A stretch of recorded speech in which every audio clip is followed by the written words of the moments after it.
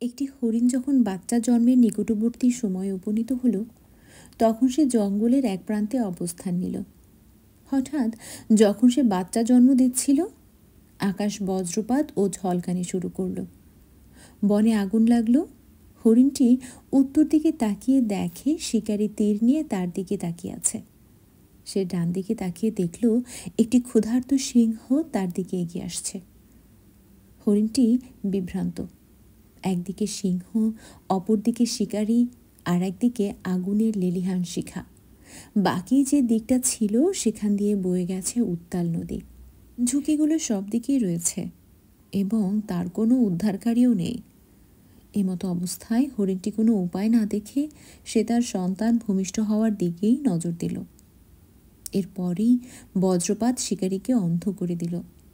শিকারের লক্ষ্যভ্রষ্ট তীর এসে ক্ষুধার্ত সিংহের গায়ে লাগল। ভারী বৃষ্টিপাত আগুনকে নিভিয়ে দিল। হরিণটি শান্তিমতো তার সন্তান জন্ম দিল। এই গল্প থেকে আমরা কি শিখতে পারলাম? আপনার জীবনের এমন কিছু মুহূর্ত থাকে যখন আপনি প্রতিটি ক্ষেত্রেই বাধার সম্মুখীন হন।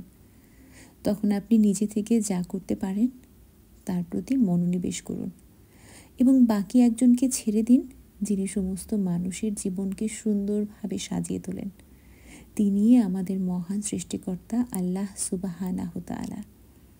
আরও একটি গুরুত্বপূর্ণ কথা, এমনটি কখনো বলবেন না, হে প্রভু, আমি অনেক বিপদে আছি। বরং বলুন, হে বিপদ, আমার একজন মহান রব আছেন।